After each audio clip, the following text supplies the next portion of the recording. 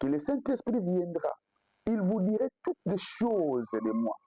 Toutes les choses. Donc, ce que Jésus-Christ avait enseigné et d'autres choses qu'il n'a pas enseigné. Et le Saint-Esprit va révéler toutes ces choses. Voilà maintenant, on place ça comme un chrétien, place ça comme un disciple.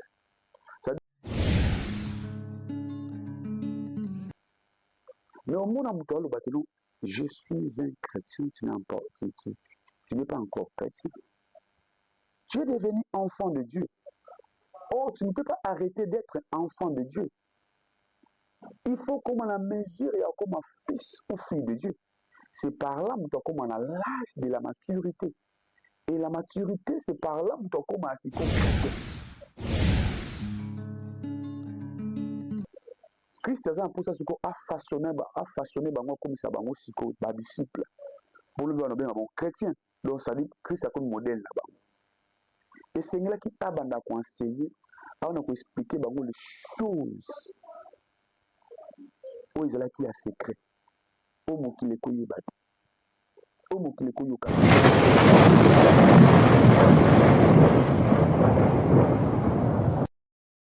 Oui, bonjour, bien-aimés dans le Seigneur Jésus-Christ.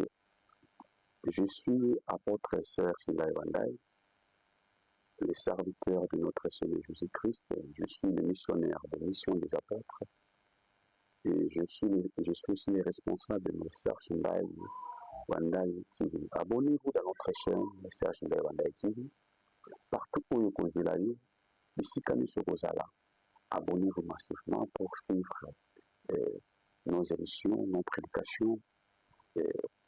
Nous avons un programme à travers la chaîne Oyo, Serge Ndaïwandaï TV. Bien aimé, les amis chaîne moko évangélique, où nous allons faire la moussala, où il y a un zambé, ils allaient édifier, ils allaient prêcher, ils allaient enseigner, ils allaient rappeler que l'Église, au peuple de Dieu, que le temps est presque à la fin. Oui, bien aimé, les amis chaîne Oyo, ils allaient sonner cloche. La bisika nyonso bana nzambe bazali sur la terre ya koyeba ete non esengeli tosala tomilengela parce que il y a un peu de temps que Seigneur Jésus-Christ notre Seigneur azoya kozwa oyo ezali ecclesia. Oui bien aimé, et naba oyo bayebi biso te numéro na biso ezali plus 243 89 84 035 43 et soki obengi biso okozwa biso na WhatsApp. Et le numéro na biso ekangama te surtout na WhatsApp ezali 24 sur 24 suggestion question makambo nyonso eza nango mposa etokopesa o eyano à travers na lisungi ya Saint-Esprit. Oui bien aimé, soki ozwa biso susu à partir ya baréseau sociaux omona biso na Facebook na page na biso ya Facebook tokoma mission des apôtres omona ke logo na biso ekobima wana et toza so na makambo eza kuna okoki mpe kolanda mpona koédifier.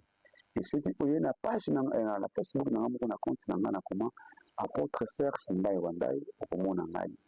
Soki na niveau ya Instagram okomi apôtre Serge Ndaïwandaï okomona biso mpe lisusu na Instagram tobwakaka bilili tobwakaka baconseil à partir ya Instagram.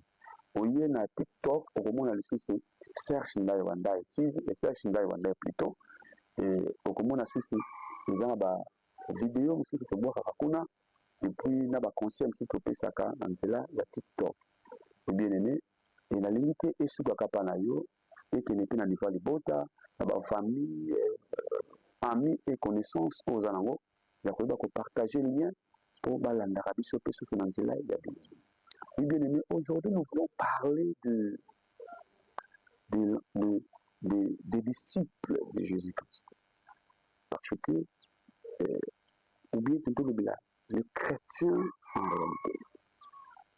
Parce que le mot chrétien, c'est un nom où il y a à partir d'Antioche et on a disciples de Jésus-Christ, les chrétiens. C'est un nom qui est sorti de Christ. Alors, pourquoi à l'époque, babenga bango ba chrétien? Babenga bango ba chrétien parce que bamona ba trace ya Jésus-Christ kati na bango. Bamona ki lolenge oyo Christ azalaki nango kati na bango. Donc c'est-à-dire oyo Christ abandaki kosala ezaleli na ye evandeli na ye mpe na prédication et puis enseignement na ye bakutaka yango kati na bango. Donc yango babenga bango bachrétien. Donc ça dit oyo bazokosuivre Jésus Christ, c'est un nom oyo ebimaki na nzela ebimaki na Antioche oyo ezali lelo na Syrie, ebimelaki kuna e babengaki bango na bakombo wana. Mais sikoyo omonake biso être chrétien, ça devient tout simplement un nom autour qu'on utilise, mais en réalité, nous ne sommes pas des chrétiens. Nous avons dit non, je suis chrétien. Pour lui, être chrétien, d'aller aux églises chaque samedi, chaque dimanche ou pendant la semaine, et celui-là est chrétien. Non. Aucune église chaque dimanche ou pendant la journée à culte, ils ont signifié que non, nous sommes un chrétien. Ils ont signifié. Donc, aucune église est différent par rapport à la chrétienne. On risque que vous êtes la chrétien, vous êtes la chrétienté, vous êtes la religion. Donc, vous êtes la religion, alanda kaka makambo oyo esengeli et pour la biso eza boye faut tokende boye faut tozongisa boye mais pratique ya christianisme moto aza nango te. Or un chrétien c'est un pratiquant, c'est celle-là qui pratique les commandements oyo Jésus-Christ apesi mpona oyo baza na lignée na ye. Un chrétien ce sont des gens qui est dans la lignée de Jésus-Christ. Donc, ndenge Jésus-Christ alingelaki ndenge Christ abandaki koenseigner et ba oyo bazoyoka enseignement et puis bazokomettre en évidence. Celui-là est chrétien. Donc, un chrétien, ce n'est pas à n'importe qui epesameli kozala chrétien. Donc, esengeli kolanda ba enseignement ya Christ et par là maintenant okokoma chrétien.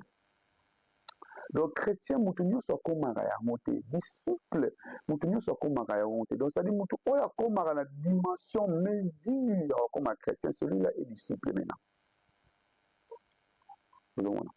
Celui-là est disciple. Okondimela nkolo, ondimeli nzambe, et tu es devenu fou, et tu es devenu enfant de Dieu. Mais pour devenir un disciple ou un chrétien, c'est autre chose. Donc, okotikala mwana nzambe. Oyo aza mwana nzambe, andimeli nkolo. Sikotango andimeli nkolo na oyo ya ayokaki andimi yango. Faut siko ba-enseigner ye, ba-former ye, azwa formation, et puis ba-informer ye sur Jésus-Christ de Nazareth. Parce que mutu faut azwa information moko fiable et totale. Et yango nde mutu ekomisa ye oyo akozala nango lobi. Mutu so akomi chrétien, soit akomi disciple, akomi déjà na mesure ya koprésenter Christ na mutu oyo ayebaki ye te. Akomi déjà na mesure ya koformer mutu oyo azalaki informe et vide ya kopesa ye baélément oyo ekota kati na ye epesa forme na ye afin que akoma chrétien ou akoma disciple. Tout le monde n'était pas chrétien. Il y avait encore d'autres personnes qui disaient que parce que pour devenir chrétien, il faut un disciple. Et un disciple aussi, pour un discipular, et c'est par là comprendre Jésus-Christ et aussi l'enseignement sérieux, et c'est par là que Christ est chrétien. Mais ceux qui ont dit que en colonne, sauveur, mobikisi, au Sukiwana, tu veux devenir enfant. Mais pour comme chrétien, ou bien comme disciple, il faut comme l'âge de la maturité. La maturité, et c'est par là qu'on comprendre qui est Jésus-Christ en réalité. Lorsque les disciples de Jésus-Christ, Christ a façonné bango comme ça bango siko ba disciple. Pour le bien bon chrétien. Donc ça dit Christ a comme modèle là-bas. Et c'est là qui a banda ko enseigner, on a expliquer bango les choses. O ils là qui a secret. O mo ki le koyi ba.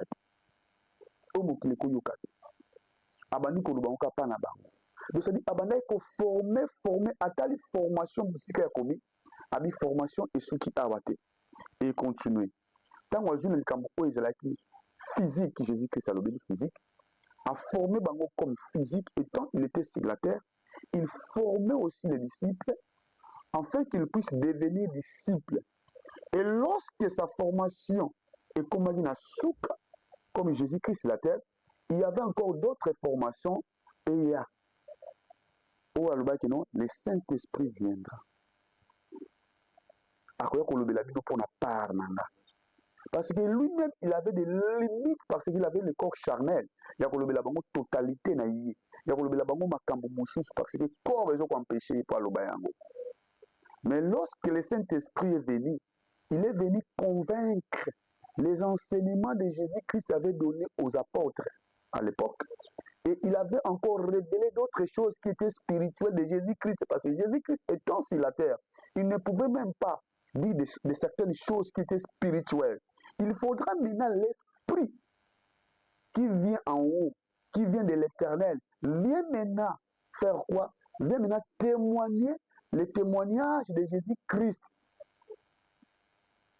Voilà la raison pour laquelle il avait bien prêché. Il avait bien prédit aussi que le Saint-Esprit viendra. Il vous dirait toutes les choses de moi. Toutes les choses. Donc, ce que Jésus-Christ avait enseigné et d'autres choses qu'il n'a pas enseigné. Et le Saint-Esprit va révéler toutes ces choses. Voilà maintenant, notre place à comme un chrétien, place à comme un disciple. C'est-à-dire Jésus-Christ, quand vous savez les salles mayanzambe, azali ko informer, azali ko enseigner les disciples. Et Seigneur qui se comme maintenant à ça l'esprit ya Nzambe eya et banda soko kolobela makambo ezali spirituel ya Jésus Christ. Mais au monde muto aloba que je suis un chrétien, tu n'es pas encore chrétien. Tu es devenu enfant de Dieu. Oh, tu ne peux pas arrêter d'être enfant de Dieu. Il faut comme on a mesure et comme un fils ou fille de Dieu.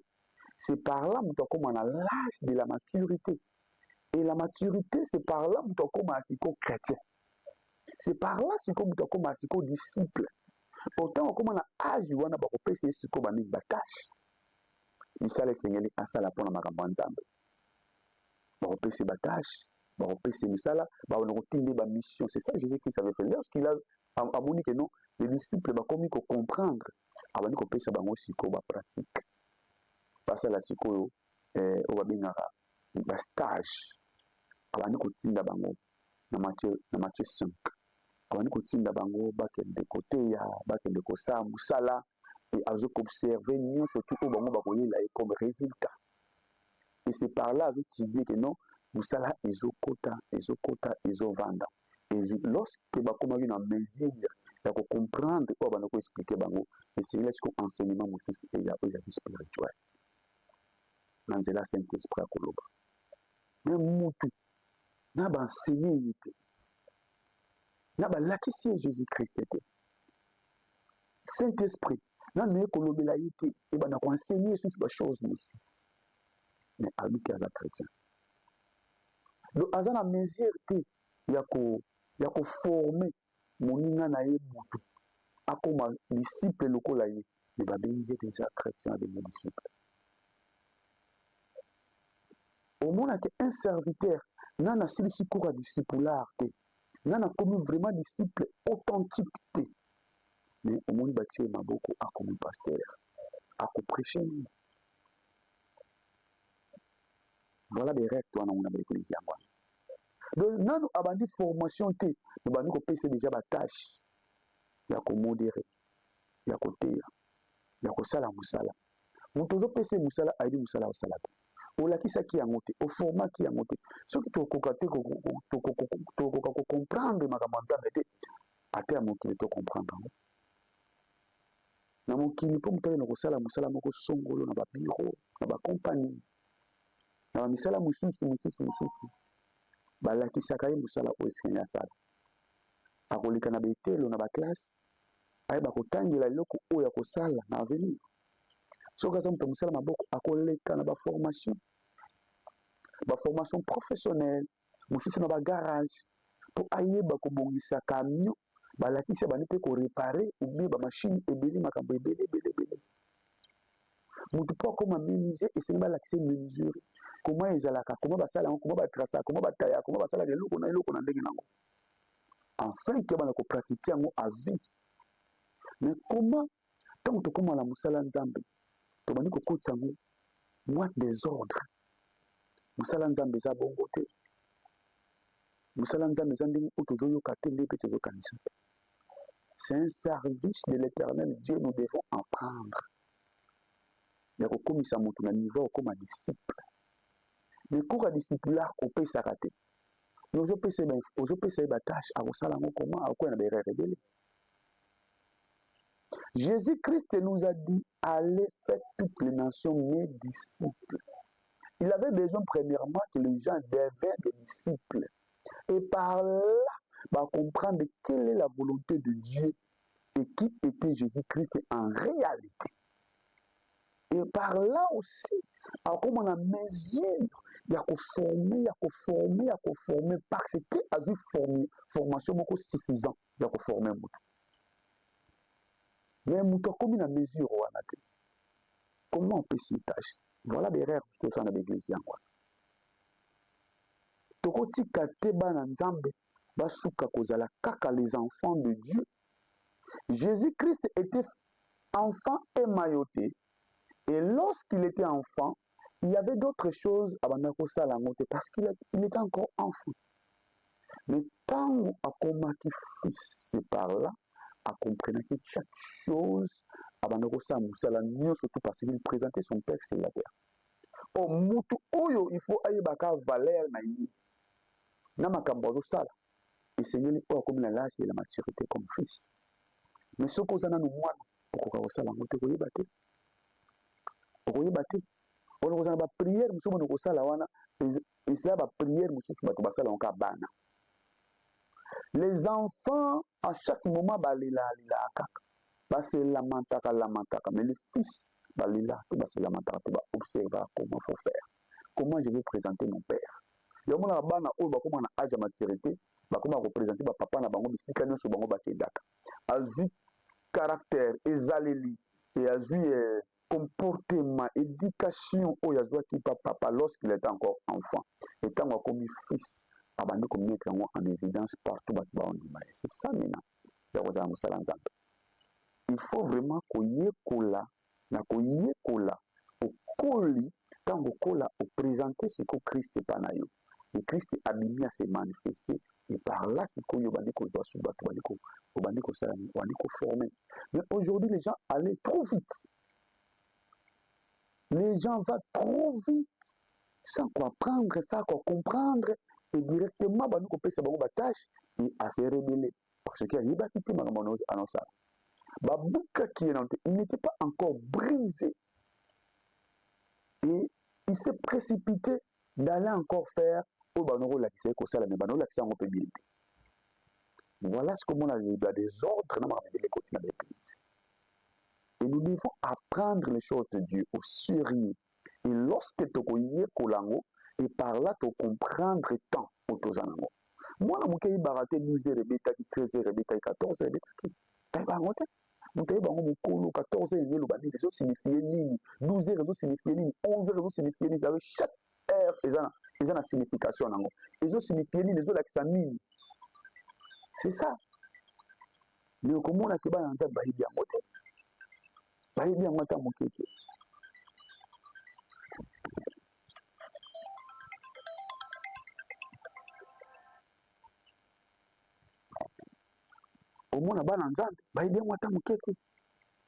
Nous devons apprendre, le temps est presque à la fin.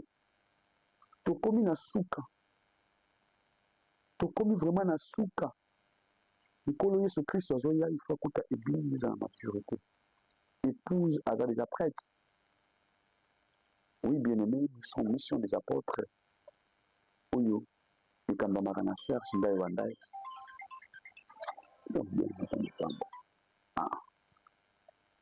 Oui, bien aimé, nous sommes mission des apôtres. Et quand ma sœur, Shimba Wandai, eza ministère toza partout obeka biso tokoya ata oza na bavillage benga biso tokoya na biso ata oza na ville benga biso tokoya ata oza libanda ya mboka nde esenga bacondition ntango mosusu bavisa mais toza na condition moko te mpona kosala mosala nzambe donc so bozaka prêtre bobenga biso tokoya kosala mosala ndenge esengeli numéro na biso plus 243 89 84 035 43 apôtre Serge Ndaye Wandaye. Que Dieu vous bénisse.